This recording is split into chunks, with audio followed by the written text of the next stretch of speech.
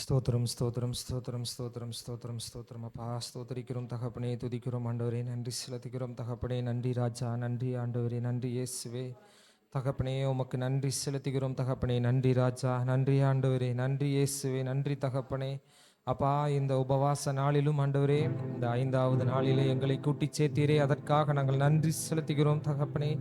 நன்றி ராஜா, நன்றி ஆண்டவரே, நன்றி இயேசுவே. தகப்பனே, இந்த கால சீதோசன நிலைகளில் இருந்து அப்பா எங்களை தற்காத்து தகப்பனே, எங்களை இந்த இடத்திலே கூட்டி சேர்த்தீரே, அதற்காக நாங்கள் நன்றி செலுத்துகிறோம் தகப்பனே.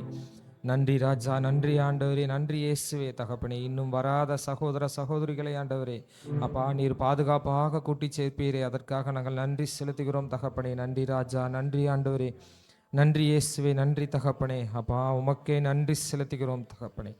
ஸ்தோத்திரம் ஸ்தோத்திரம் ஸ்தோத்திரம் ஸ்தோத்திரம் ஆண்டவரே. எங்களை வெறுமையாக்கி தாழ்த்தி ஆண்டவரும் கரத்தில் ஆண்டவரும் நாங்கள் ஒப்பு கொடுத்து ஜெபிக்கிறோம்.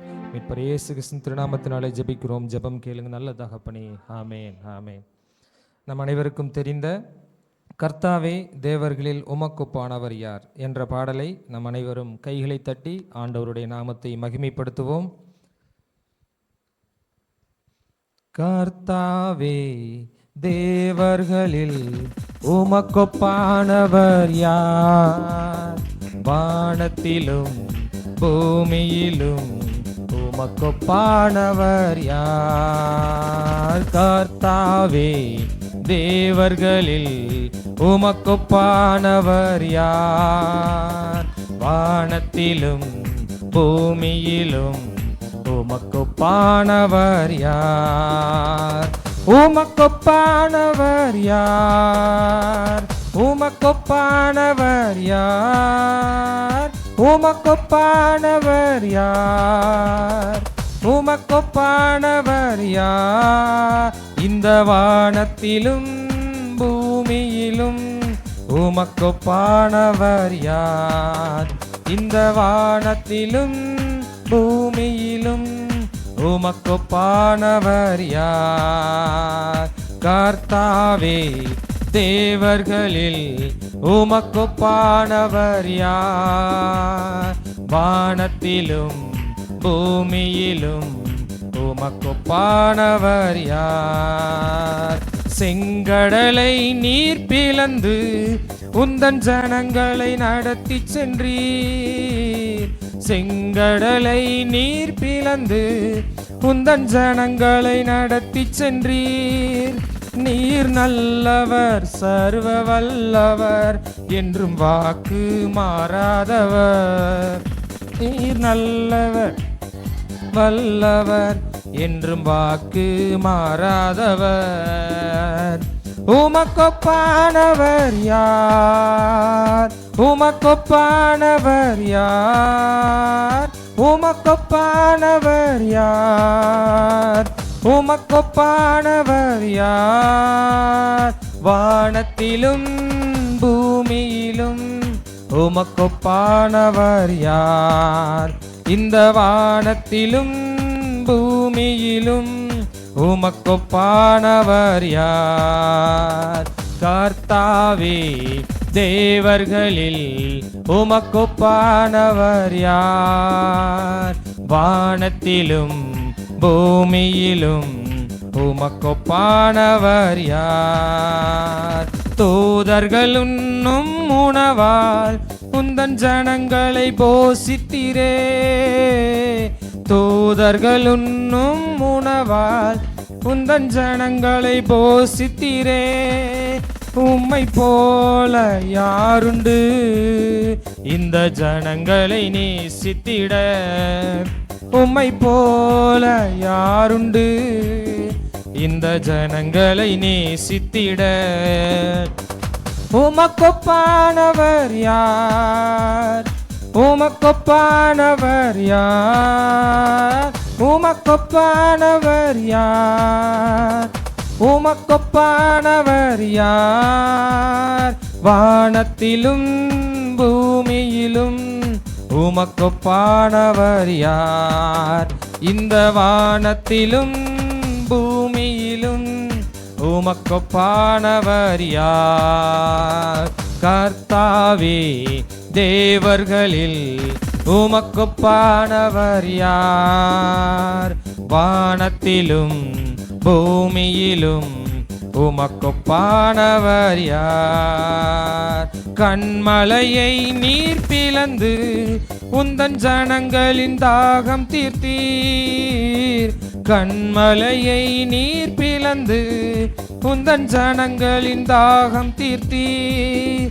உன்னாமம் அதிசயம் இன்றும் அற்புதம் செய்திடுவீர். உன்னாமம் அதிசயம் இன்றும் அற்புதம் செய்திடுவீர். உமக்கொப்பானவர் யார்? உமக்கொப்பானவர் யார்? உமக்கொப்பானவர் யார்? உமக்கொப்பானவர் யார்? இந்த வானத்திலும் பூமியிலும் உமக்கொப்பானவர் யார்?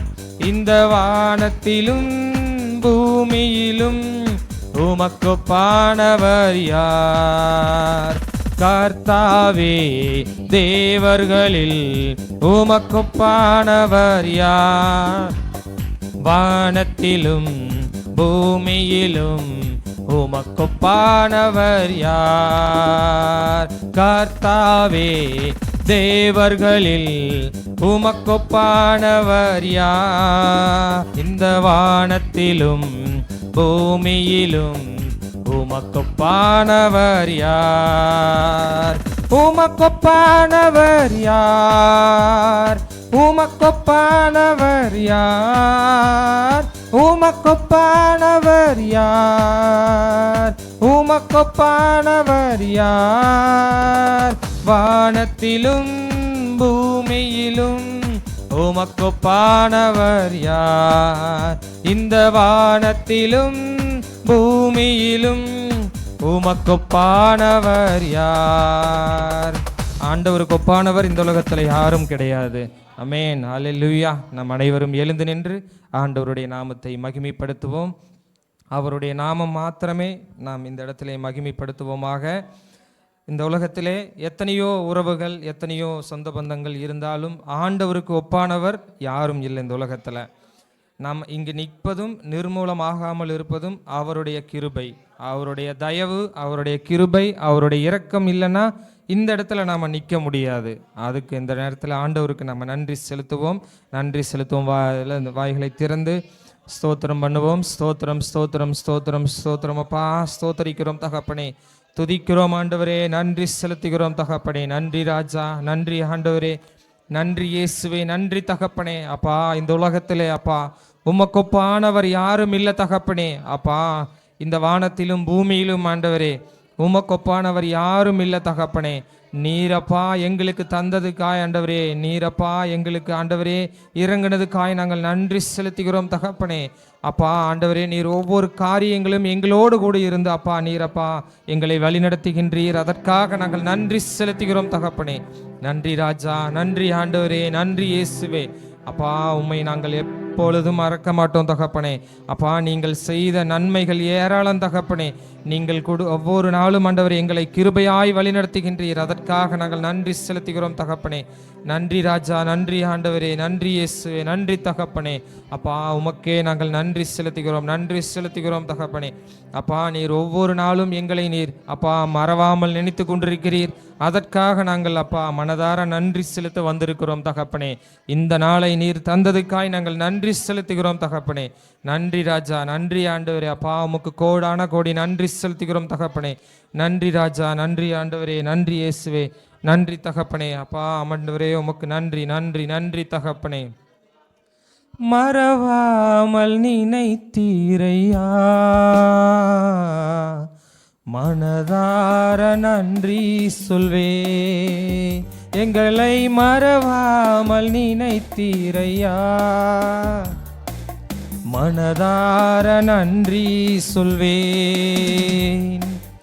இரவும் பகலும் என்னை நினைத்து இதுவரை நடத்தினீரே.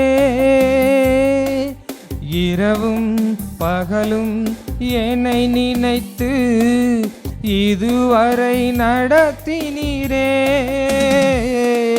நன்றி நன்றி ஐயா, கோடி கோடி நன்றி ஐயா. நன்றி நன்றி ஐயா, கோடி கோடி நன்றி ஐயா. எபினேசர் நீர்தானையா, இதுவரை உதவி நீரே. எபினேசர் நீர்தானையா, இதுவரை உதவி நீரே. எல்ரோயி எல்ரோயி என்னையும் கண்டீரே, எப்படி நான் நன்றி சொல்வே. எல்ரோயி எல்ரோயி என்னையும் கண்டீரே, எப்படி நான் நன்றி சொல்வே. நன்றி நன்றி ஐயா, கோடி கோடி நன்றி ஐயா. நன்றி நன்றி ஐயா, கோடி கோடி நன்றி ஐயா. மறவாமல் நினைத்தீரையா, மனதார நன்றி சொல்வேன். எங்களை மறவாமல் நினைத்தீரையா, மனதார நன்றி சொல்வேன். இரவும் பகலும் என்னை நினைத்து இதுவரை நடத்தினீரே. இரவும் பகலும் என்னை நினைத்து இதுவரை நடத்தினீரே. நன்றி நன்றி ஐயா, கோடி கோடி நன்றி ஐயா. நன்றி நன்றி ஐயா, கோடி கோடி நன்றி ஐயா. பலவீன நேரங்களில் பேலன் தந்தீரையா. பலவீன நேரங்களில் பேலன் தந்தீரையா. சுகமானேன் சுகமானேன் தழும்புகளால் சுகமானேன், என் குடும்ப மருத்துவர் நீரே. சுகமானேன் சுகமானேன் தழும்புகளால் சுகமானேன், என் குடும்ப மருத்துவர் நீரே. நன்றி நன்றி ஐயா, கோடி கோடி நன்றி ஐயா. நன்றி நன்றி ஐயா, கோடி கோடி நன்றி ஐயா. மறவாமல் நினைத்தீரையா, மனதார நன்றி சொல்வேன். எங்களை மறவாமல் நினைத்தீரையா, மனதார நன்றி சொல்வேன். இரவும் பகலும் என்னை நினைத்து இதுவரை நடத்தினீரே. இரவும் பகலும் என்னை நினைத்து இதுவரை நடத்தினீரே. நன்றி நன்றி ஐயா, கோடி கோடி நன்றி ஐயா. நன்றி நன்றி ஐயா, கோடி கோடி நன்றி ஐயா. தடைகளை உடைத்தீரையா, தள்ளாட விடவில்லையே. தடைகளை உடைத்தீரையா, தள்ளாட விடவில்லையே.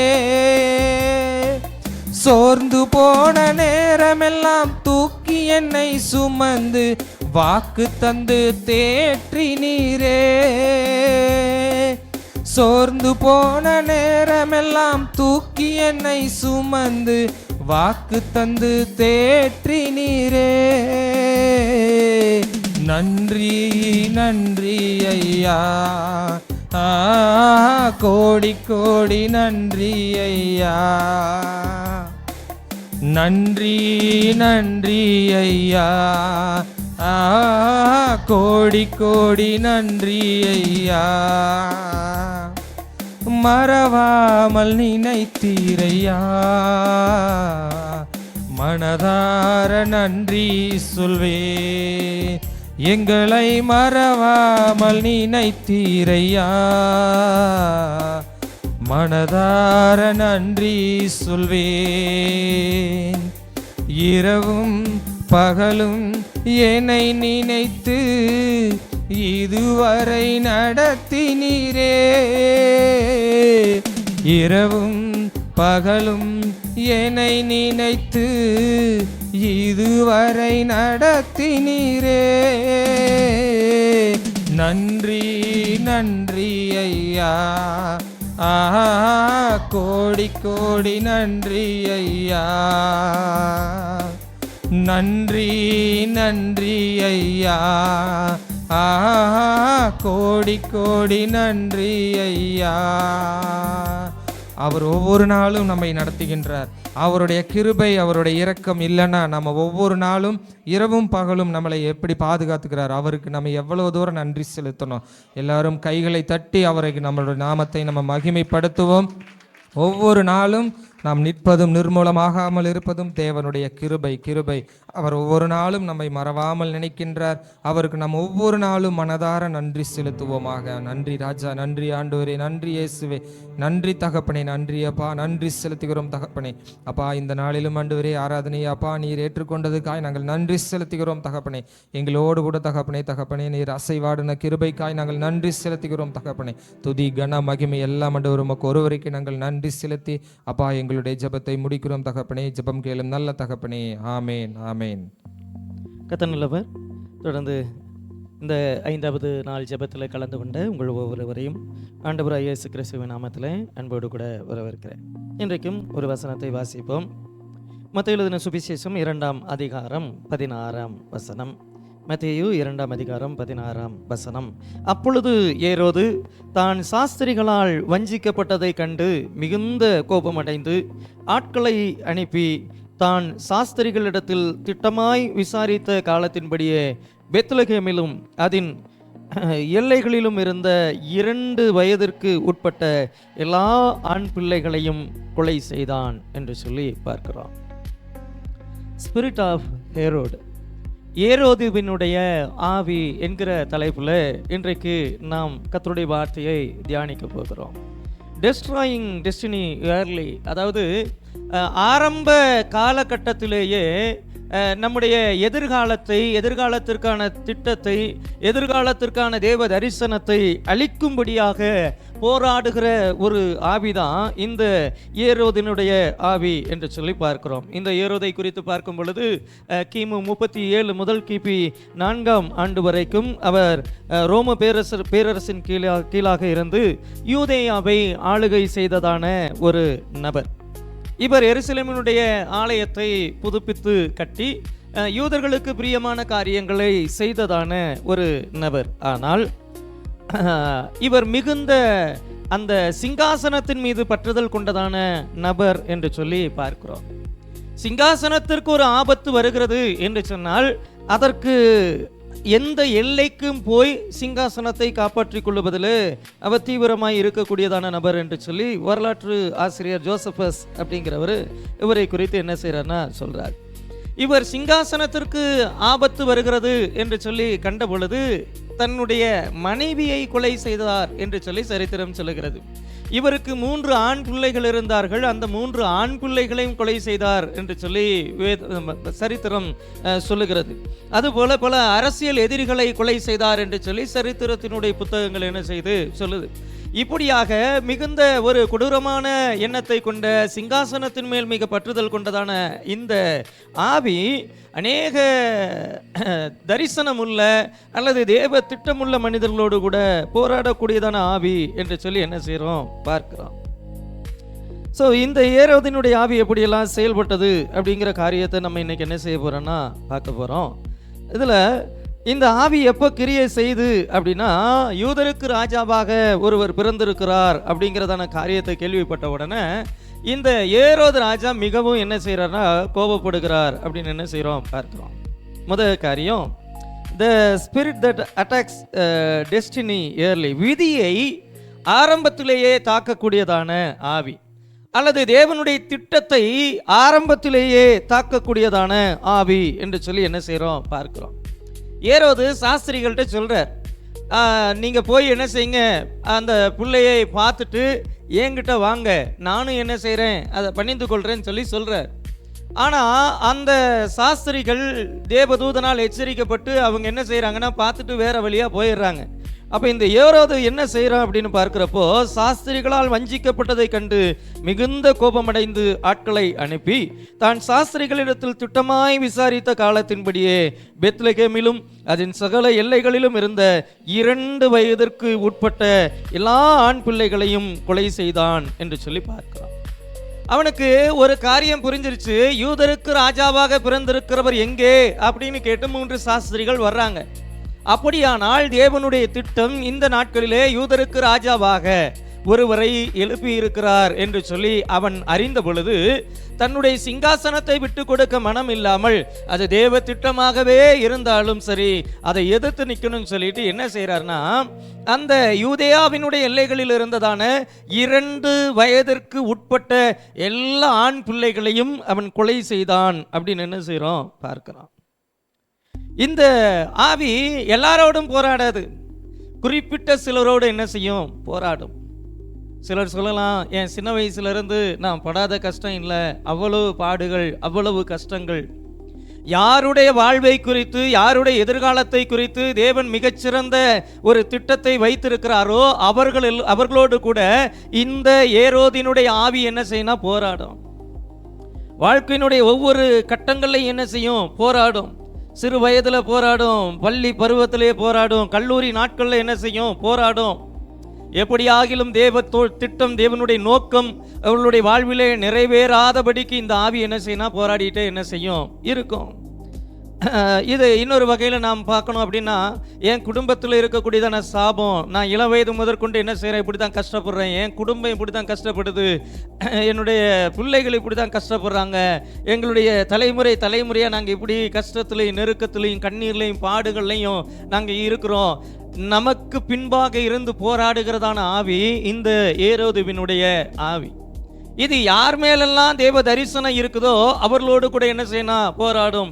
இயேசுவை குறித்து அறிந்து கொண்டது, மேசியாவை குறித்து அறிந்து கொண்டது, யூதருக்கு ராஜாவாக பிறந்திருக்கிறார், இந்த கிழக்கிலே அவருடைய நட்சத்திரத்தை நாங்கள் என்ன செஞ்சோம் பார்த்தோம், திட்டமாய் அதனுடைய காலத்தை விசாரித்து அவரை பணிந்து கொள்ளும்படியாக வந்தோம் அப்படின்னு சொல்லி சொன்னப்போ அவன் மிகுந்த கோபமடைந்தான் என்று சொல்லி என்ன செய்கிறோம் பார்க்கிறோம்.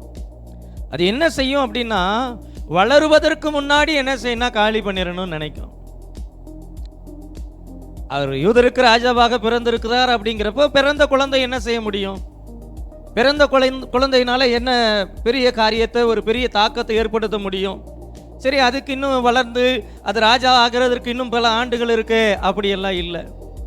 ஆரம்பத்திலேயே என்ன செய்யணும் அழிச்சிடணும். யார் ஒருவரை குறித்து மிகப்பெரிய தேவ திட்டம் இருக்கிறதோ அந்த திட்டத்தை உணர்ந்த மாத்திரத்திலே, அறிந்த மாத்திரத்திலே அவங்களோடு கூட என்ன செய்யணும் போராட ஆரம்பிக்கும். அந்த தேவ திட்டம் நிறைவேறாதபடிக்கு அழித்து போடுவதற்கு என்ன உண்டோ அவைகளெல்லாம் இந்த ஆவி செய்யும் என்று சொல்லி என்ன செய்கிறோம் பார்க்கிறோம். ஏன் ஆரம்ப காலத்திலேயே அழிக்குது அப்படின்னு சொல்லி சொன்னால்,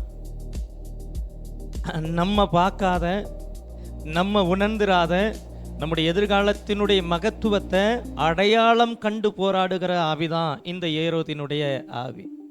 அப்போ எனக்கு அடிக்கடி போராட்டம் வருது, அடுத்தடுத்து போராட்டங்கள் வருதுன்னா சோர்ந்து போக வேண்டிய அவசியம் இல்லை. என்னை குறித்து என் தேவனுக்கு மிகப்பெரிய நோக்கம் இருக்குது அப்படிங்கிறத உணர்ந்து தொடர்ந்து தேவனுக்குள் நாம் வைராக்கியமாக இருக்கும் பொழுது இந்த ஏரோதினுடைய ஆவியை மேற்கொள்ளுகிற கிருபைகளை தேவன் நமக்கு தந்தருள்வார். ஆமென், அல்லேலூயா. இந்த ஆவி பார்வோனுடைய ஆவிக்கு எவ்வளவு வேணும் சளைத்தது அல்ல. மோசே பிறந்த பொழுது இதே காரியம் தான் நடந்துச்சு.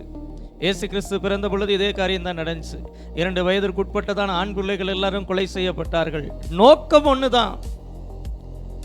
தேவன் ஏதோ ஒரு காரியத்தை செய்ய போகிறார் அப்படின்ன உடனே அது ஸ்பெசிஃபிக்காக கண்டுபிடிக்க முடியலைனாலும் அது என்ன செய்யணும், அந்த பகுதியில் இருக்கக்கூடியதான எல்லா ஜனங்களுக்கு விரோதமாக போராடின காரியங்களை என்ன செய்கிறோம் பார்க்கிறோம். 2வது காரியம், பொறாமை கொண்ட அதிகார ஆவி, the spirit of jealous authority. 2ஆம் அதிகாரம் 3ஆம் வசனத்தை பார்க்கிறோம். மத்தேயு எழுதின சுவிசேஷம் 2ஆம் அதிகாரம் 3ஆம் வசனம்.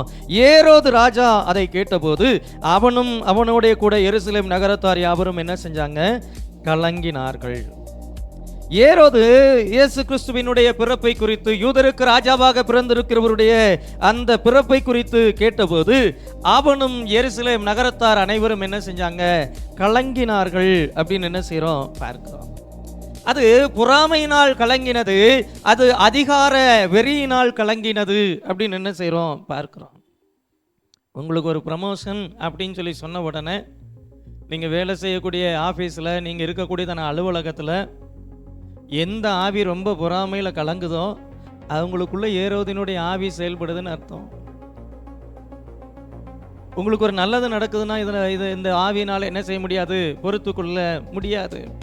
நம்ம சில நேரங்களில் சில மனிதர்களை இவங்களுக்கு வந்து என்னுடைய வளர்ச்சி பிடிக்கல, இவங்களுக்கு வந்து நான் ஆசீர்வாதமாக இருக்கிறது பிடிக்கல, என் மேலே எப்போ பார்த்தாலும் என்ன செய்கிறாங்க, கோபமாகவே இருக்கிறாங்க, ஆஃபீஸில் எப்போ பார்த்தாலும் என் கூட என்ன செய்கிறாங்க, இவங்க முறைச்சிக்கிட்டே இருக்கிறாங்க. இல்லை, அது ஒரு ஆவி.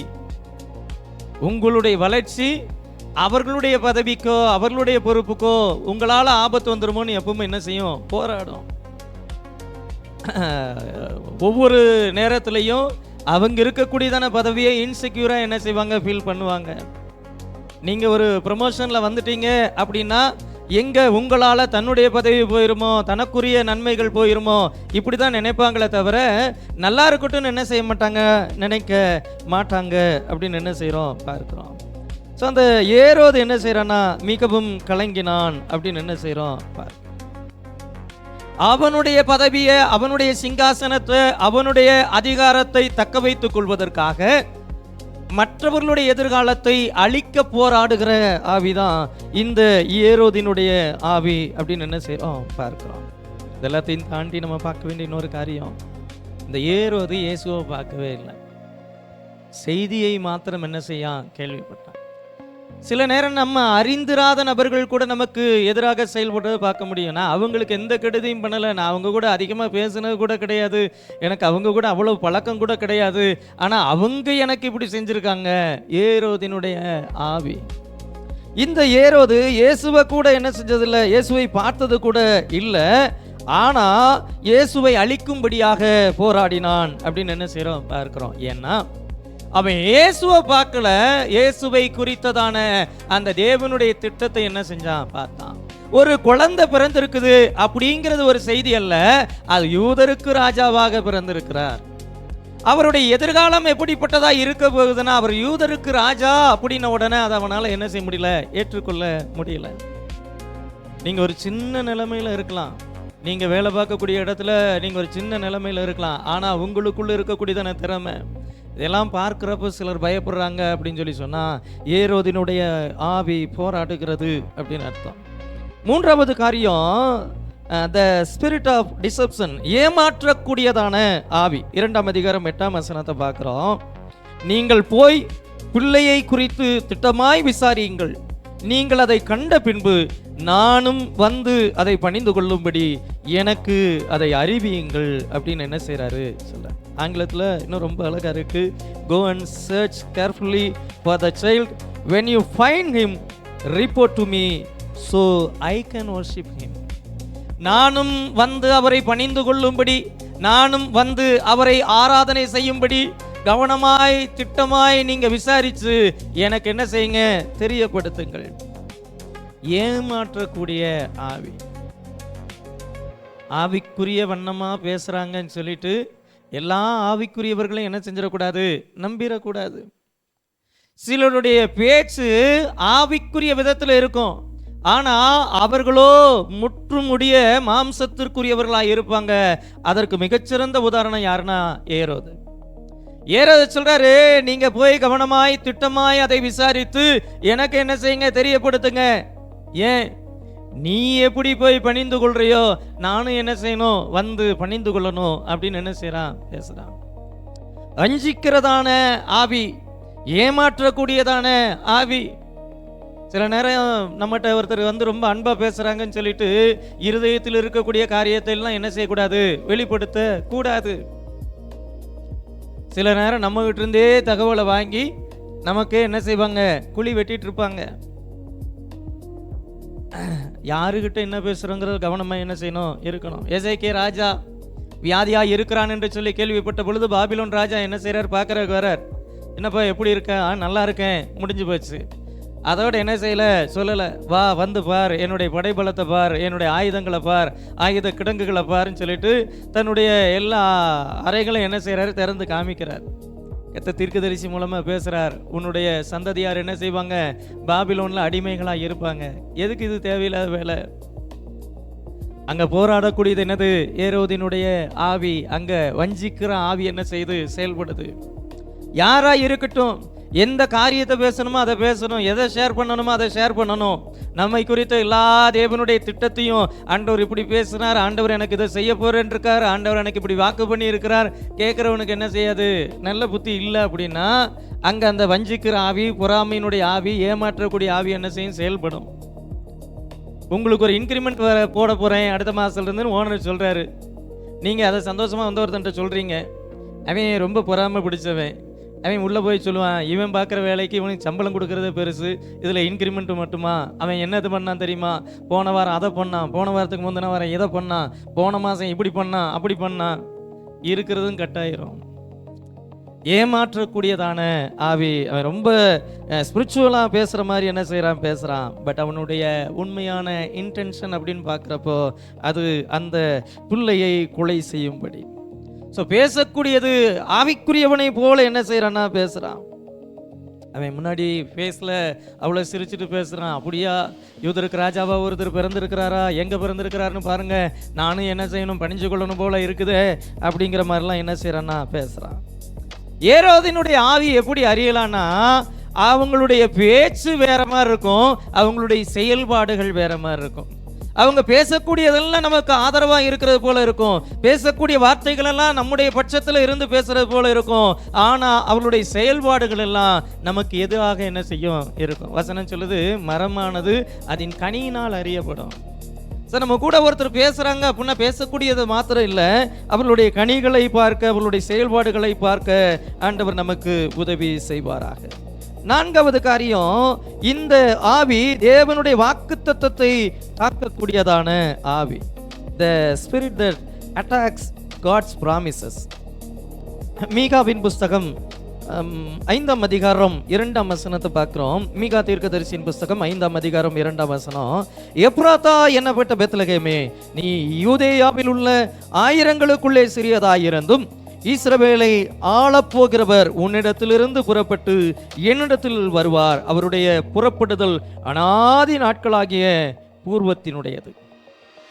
எப்ராத்தா என்னப்பட்ட பெத்லகேமே, நீ யூதேயாவில் உள்ள ஆயிரங்களுக்குள் சிறியதாயிருந்தும்.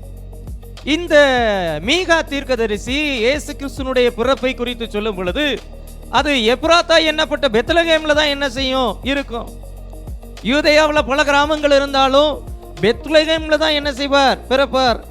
அவர் உன்னிடத்திலிருந்து புறப்பட்டு என்னிடத்தில் வருவார். அவர் இஸ்ரவேலை ஆளப் போகிறவர். அப்ப மீகா என்ன செய்யறாருன்னா இதை சொல்றாரு. மத்தேயு எழுதின சுவிசேஷம் 2ஆம் அதிகாரம் 16ஆம் வசனம் பாருங்க. அப்பொழுது ஏரோது தான் சாஸ்திரிகளால் வஞ்சிக்கப்பட்டதை கண்டு மிகுந்த கோபமடைந்து ஆட்களை அனுப்பி தான் சாஸ்திரிகளிடத்தில் திட்டமாய் விசாரித்த காலத்தின்படியே பெத்லகேமிலும் அதின் சகல எல்லைகளிலும் இருந்த 2 வயதிற்குட்பட்ட ஆண் பிள்ளைகளை கொலை செய்தார். முழு யூதேயாவில் இருக்கக்கூடிய 2 வயதிற்குட்பட்ட பிள்ளைகள் எல்லாம் என்ன செய்யல, கொலை பண்ணல. டார்கெட் எங்க, மேசியா எங்க பிறப்பாரு? யூதேயாவில் உள்ள பெத்லகேம். எப்போத்தா எண்ணப்பட்டதான பெத்லகேம், ஆயிரங்களுக்குள்ளே சிறிய பட்டணமாய் இருக்கக்கூடியதான அந்த பெத்லகேம். அந்த பெத்லகேம்ங்கிறத என்ன செய்யறான்? ஞானிகள் எவ்வளவாய் திட்டமாய் விசாரித்தார்களோ ஏரோதும் திட்டமாய் என்ன செய்யறான்? விசாரிக்கிறான். அவனுடைய டார்கெட் கரெக்டா இருக்குது. இஸ்ரவேலை ஆள போகிறவர் பெத்லகேம்ல தான் பிறப்பாருன்னு சொல்லிட்டு தீர்க்கதரிசிகளுடைய வார்த்தைகள் எல்லாம் என்ன செய்யறானா தேடி கண்டுபிடிச்சு அவன் என்ன செய்யறானா எல்லாரையும் எங்க அனுப்புறான் அப்படின்னா பெத்லகேமுக்கு. பெத்லகேமின் எல்லைகளில் என்ன செய்யக்கூடாது? 2 வயதிற்குட்பட்ட ஆண் பிள்ளைகளே இருக்கக்கூடாது. அந்த ஏரோதினுடைய ஆவி வாக்குத்தத்தங்களுக்கு எதிராக போராடுகிறதான ஆவி. கர்த்தர் எனக்கு வாக்குத்தத்தம் கொடுத்திருக்கிறார், ஆனா வாக்குத்தத்தம் நிறைவேறலையே. நம்மை குறித்த வாக்குத்தத்தம் நிறைவேறாதபடிக்கு போராடக்கூடியதான ஆவி இந்த ஏரோதினுடைய ஆவி. அவனோட சில காரியங்களை கர்த்தர் நமக்கு வெளிப்படுத்துறப்போ அவைகளை ஒப்பு கொடுத்து என்ன செய்யணும்? ஜெபம் பண்ணணும். அவைகளை கட்டி என்ன செய்யணும்? நம்ம ஜெபம் பண்ணணும். நம்முடைய குடும்பங்களில் சில விடுதலைக்காக இது போன்ற காரியங்களை என்ன செய்யணும்? ஜெபம் பண்ணணும். இந்த ஏரோதினுடைய ஆவி என்ன செய்து தீர்க்க தரிசன ஆகமங்கள் இருக்கக்கூடிய வார்த்தைகள் எல்லாம் கற்று அந்த தீர்க்க தரிசனத்துக்கு விரோதமாக என்ன செய்யணும்? போராடுகிறதை பார்க்கிறோம். பெத்லகேமில மாத்திரம், பெத்லகேமினுடைய எல்லைகளிலே மாத்திரம் என்ன செஞ்சனா போராடினது அப்படின்னு என்ன செய்யறோம்? பார்க்கிறோம். பிசாசானவன் அவனுடைய தாக்குதல் எங்க இருக்கு அப்படின்னா நம்முடைய அழைப்பின் மேல, நம்முடைய வாக்குத்தத்தத்தின் மேல. அழைப்புக்கு விரோதமா போராடுவான், வாக்குத்தத்தங்களுக்கு விரோதமா போராடுவான். நான் சர்ச்சுக்கு வந்தேன், ஆனாலும் என் போராட்டம் என்ன செய்யல? மாறல. என் பிரச்சனை என்ன செய்யல? தீரல. நீங்க எப்ப சர்ச்சுக்குள்ள வந்தீங்களோ அப்போ உங்களை குறித்து உண்டான தேவ நோக்கம், உங்களை குறித்து உண்டான அழைப்பு, உங்களை குறித்ததான வாக்குத்தத்தம் இவைகளெல்லாம் உணர்ந்து கொண்டு அவன் இன்னும் தீவிரமாய் என்ன செய்யறான்? போராடுறான். உட்காரணும், தேவ சமூகத்தில் உட்காரணும். ஆண்டவரே, எனக்கு விரோதமாக, என்னுடைய வாக்குத்தத்தத்திற்கு விரோதமாக, என்னுடைய அழைப்பிற்கு விரோதமாய் போராடுகிற ஆவிகளை ஆண்டவரே என் வாழ்க்கையிலிருந்து அப்புறப்படுத்துங்கன்னு என்ன செய்யணும்? போராடணும். அழைப்பு இல்லாதவங்க கூட அவன் போராட மாட்டான். அபிஷேகம் இல்லாதவங்க கூட அவன் போராட மாட்டான். யாரை குறித்து தேவனுக்கு ஒரு நோக்கமோ வாக்குத்தத்தமோ இல்லையோ அவங்களோடு கூட போராட மாட்டான். யோசேப்போடு கூட போராடினதான அந்த ஆவி யோசேப்பினுடைய 11 சகோதரர்கள் கூட என்ன செய்யல? போராடல. ஏன் அவங்க கூட மாத்திரம் அவ்வளவு போராட்டம்? யோசேப்பு ஏன் அடிமையாக விற்று போடப்பட்டான்? யோசேப்பு ஏன் போத்திபாருடைய மனைவியினால் பொய்யாய் குற்றம் சாட்டப்பட்டான்? யோசேப்பு ஏன் சிறைச்சாலையில அடைக்கப்பட்டான்? யோசேப்பை குறித்து தேவனுக்கு ஒரு மிகப்பெரிய திட்டம் இருந்தது. ஆகவே அவனை அழித்து போடும்படி, அவனுடைய வாழ்க்கையில் இருந்த தேவனுடைய வாக்குத்தத்தத்தை அழித்து போடும்படி அவன் மிக தீவிரமாய் போராடினான் அப்படின்னு என்ன செய்யறோம்? பார்க்கிறோம். ஒவ்வொரு வருஷமும் கர்த்தர் வாக்குத்தத்தம் கொடுக்கிறார். வாக்குத்தத்தம் நிறைவேறல. ஆண்டவரே, ஏன் நிறைவேறல? நிறைவேறக்கூடாதபடிக்கு போராடுகிறதான ஆவிகளை என்ன செய்யணும்? பலவானை முந்தி கட்டினாலே ஒழிய. ஆமென். இந்த வருஷத்துல இது போன்ற ஏரோதினுடைய ஆவிகளை நம்ம என்ன செய்யணும்? கட்டி ஜெபம் பண்ணி நம்முடைய எதிர்காலத்தை குறித்து தேவன் என்ன பேசி இருக்கிறாரோ அவைகள் நிறைவேறுவதற்கு தேவ சமூகத்தில் என்ன செய்யணும்? நிறுத்தணும். எவ்வளவுதான் போராடினாலும் இந்த ஏரோதினுடைய ஆவியை குறித்து கடைசியை நம்ம அறிந்து கொள்ள வேண்டியதான காரியம் என்னன்னா, தேவ திட்டத்தை நிறுத்த முடியாத ஆவி. இந்த ஆவி போராடும், ஆனா ஒருபோதும் என்ன செய்யாது? மேற்கொள்ளாது அப்படின்னு என்ன செய்யறோம்? பார்க்கிறோம். 2ஆம் அதிகாரம் 13ஆம் வசனத்தையும் 15ஆம் வசனம் பாருங்க. மத்தேயு 2:13-15. அவர்கள் போன பின்பு கர்த்தருடைய தூதன் சொப்பனத்திலே யோசேப்புக்கு காணப்பட்டு, ஏரோது பிள்ளையை கொலை செய்ய தேடுவான், ஆதலால் நீ எழுந்து பிள்ளையும் அதன் தாயையும் கூட்டிக் கொண்டு எகிப்திற்கு ஓடி போய் நான் உனக்கு சொல்லும் வரைக்கும் அங்கே இரு என்றான். ஏரோதின் மரண பரியந்தம் அங்கே இருந்தான் அப்படின்னு என்ன செய்யறோம்? பார்க்கிறோம். தேவனுடைய திட்டத்தை நிறுத்த முடியாத ஆவி, the spirit that cannot stop God's plan. எந்த ஆவி எவ்வளவு விரோதமா போராடினாலும் நம்ம தேவ சத்தத்தை கேட்கிறவர்களாக இருந்தா, நம்ம தேவ சத்தத்திற்கு செவி கொடுக்கிறவர்களாக இருந்தா, நம்ம தேவனுடைய சமூகத்திலே காத்திருக்கிறவர்களாக இருந்தா அந்த ஆவியை மேற்கொள்ள முடியும். யூதருக்கு ராஜாவாக பிறந்திருக்கிறவர் எங்கேன்னு சொல்லிட்டு ஞானிகள் மூலமா ஏரோது என்ன செய்யறான்? கேள்விப்படுறான். கொலை செய்யும்படி தேடுறான். ஆனால் யோசேப்புக்கு கர்த்தர் சொப்பனத்தில் என்ன செய்யறாருன்னா பேசுறார். பிள்ளையை கொலை செய்யும்படி என்ன செய்யறான் கேட்கிறான். பெத்லகேமினுடைய எல்லைகளுக்கு அந்த ஏரோதனுடைய படைகள் வருவதற்கு முன்பாகவே தேவதூதன் என்ன செய்யறார்னா சொப்பனத்திலே யோசேப்பை எச்சரித்து எங்க கொண்டு போய் சேர்த்திட்டார்னா சேஃபா அந்த யூதேவனுடைய எல்லைகளெல்லாம் தாண்டி எகிப்து கொண்டு போய் என்ன செஞ்சார்னா சேர்த்துனார்னு பார்க்கிறோம். நம்ம தேவ சத்தத்தை கேட்கிறவர்களா இருந்தா, தேவனுக்கு செவி கொடுக்கிறவர்களா இருந்தா, தேவனுக்கு கீழ்ப்படுகிறவர்களா இருந்தா, நம்மை குறித்து ஏரோதினுடைய ஆவி திட்டம் பண்ணும் பொழுது நம்மை பாதுகாக்கும்படி தேவனும் திட்டம் பண்ணுவார். நம்ம பாதுகாத்து நம்மை குறித்த தம்முடைய நோக்கத்தை நிறைவேற்றுவதற்கு தேவன் எப்பொழுதும் சித்தமுள்ளவராய் இருக்கிறார். நாம் கவனமாய் செவி கொடுக்கும் பொழுது, நாம் கீழ்ப்படிய கவனமாய் இருக்கும் பொழுது அந்த தேவ திட்டம் நம்மில் என்ன செய்யும், நிறைவேறும் அப்படின்னு என்ன செய்கிறோம் பார்க்கலாம். நம்முடைய எதிர்காலத்தை அறிக்க, நம்முடைய வாக்குத்தத்தத்தை அழித்து போட, நம்மை குறித்து உண்டான தேவ திட்டத்தை அழித்து போட எவ்வளவுதான் ஏரோதினுடைய ஆவி போராடினாலும் நம்மை குறித்த தேவ திட்டத்தை நிறைவேற்ற தேவன் நம்மோடு கூட என்ன செய்கிறார்னா போராடுகிறார். தேவன் நம்மோடு கூட இருக்கிறார். தேவன் நமக்காக யுத்தம் செய்கிறார். தேவன் நம்மை பாதுகாக்கிறார். ஆண்டவர் எதிர்பார்க்கக்கூடியதான காரியம், ஆண்டவரே இன்றைக்கும் உம்முடைய வழிகளிலே நடக்க, உம்முடைய சத்தத்திற்கு செவி கொடுக்க, உம்முடைய சித்தத்தின் பாதையில் நடக்க எனக்கு உதவி செய்யுங்க நம்ம கேட்கும் பொழுது நம்மை தேவன் பாதுகாப்பார் அப்படின்னு என்ன செய்கிறோம் பார்க்கிறோம். ஆமென், அல்லேலூயா. இந்த ஏரோதினுடைய ஆவி நம்முடைய வாக்குத்தத்தங்களுக்கு விரோதமாய் போராடுகிறதான ஆவி, நமக்கு தேவன் நியமித்திருக்கிற நியமங்களுக்கு எதிராக போராடுகிறதான ஆவி, அநேகருடைய எதிர்காலங்களை அழித்து போடுகிற, கவிழ்த்து போடுகிற ஆவி இதுதான். இந்த ஆவியை கட்டி நாம் ஜெபிக்கும் பொழுது தேவன் நமக்கு விடுதலை கொடுக்க அவர் போதுமானவர். ஒரு